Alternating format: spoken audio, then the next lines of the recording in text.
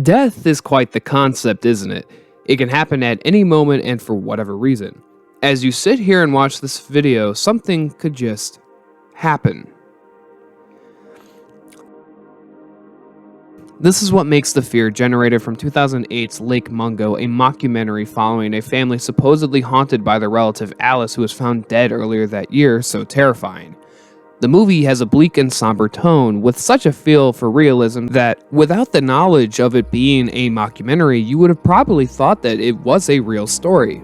The movie is a horrifying look at death, grief, and the unknown, since the central mystery to the whole movie is trying to figure out if Alice is actually haunting them and what happened to Alice that caused her to die in the first place. This movie is like the feeling you get when you feel like someone is watching you. You are constantly feeling like maybe if you're not going to be attacked, that maybe you're not alone in the room. One of the many key plot points in the movie is with the brother. The brother is into photography and filmography, so imagine everyone's shock when he manages to capture the spirit of his own sister in the photos and videos. It is with this evidence that continues to spiral down a rabbit hole of the unknown, where so many different plot twists keep the simple story of a family haunted by the spirit of the daughter Alice into a convoluted mystery of what the hell even happened to Alice. When Alice's body is found at the bottom of a river, her father is the one to examine and confirm her bloated corpse to be hers. The mom, so grief-stricken, doesn't choose to look at the body with her husband, but as the story goes on, we learn of the mother's guilt for not having that strong of a relationship with her own daughter. She talks about how she wishes she knew her daughter more and had actually seen the body of Alice before it was buried at her funeral. The mom never saw the body because of her grief and refuses to believe it was actually her daughter, which now has backfired against her.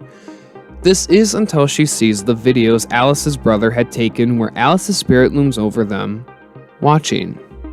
The family, not knowing how to cope with Alice's death, call a medium to come to the house so they can finally make contact. Once things are said and done though, she asks to have Alice's body pulled from the ground to make sure that her daughter is actually in that coffin. But this is where the first twist comes into play. The videos, they were fake, created by Alice's brother. The reason for the videos being faked by the brother is because the mom was experiencing so much guilt for the death of Alice and not for seeing the body herself, so she could have closure that by creating the videos of Alice's spirit looming over the house, it would force the dad to listen to the mom to have the body pulled out and make sure Alice was actually dead. The body is pulled up and sure enough, Alice is in fact dead, but the mom, so in disbelief that none of the videos were actually Alice, watches the videos and notices something a little different. I noticed something in the image. There was a second figure, not Matthew in the hallway, but someone else squatting in the dark in Alice's room. At first I thought it was Alice. Then I realised it was our neighbour. What the fuck? This is the first moment in the movie where I got chills up my spine. The family's neighbor that Alice babysat for was in the house on the same night one of those videos was made, hiding in the darkness. The reason why the neighbor was in the house was for a tape that Alice had kept where she had a sexual encounter with the man and his wife that she babysat for. The family tries to get them charged for rape and statutory rape, but they managed to leave the state and never successfully get charged for rape since the tape made it look consensual. This then leads into the question of who was Alice really? Nobody throughout the movie seems to know who Alice was nor what she was like. As a matter of fact, the same medium that the family used to contact Alice was the same medium Alice went to before she died.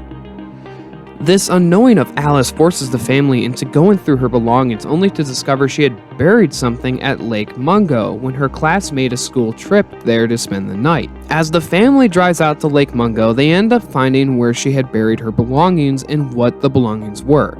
In the hole, they find a bag with some special items and her cell phone that was briefly mentioned she had lost prior to her death. The family then prepares to look through the cell phone to see if they can find anything regarding how Alice died. Well, they sure did. I feel like something bad is going to happen to me. I feel like something bad has happened. It hasn't reached me yet, but it's on its way. And it's getting closer. and I don't feel ready.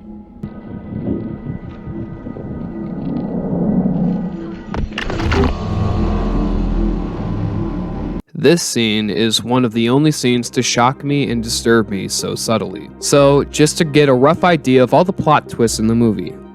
Alice is found dead and is believed to be haunting the house, which is then revealed to be the brother fabricating it all, to which they discover the medium that they had been seeing had actually seen Alice before she died, forcing her mom to question everything and find out about a sexual encounter with a neighbor, forcing the whole family to figure out what truly happened to Alice, to find out she died because of her corpse looming over her until she eventually became the corpse. Yeah.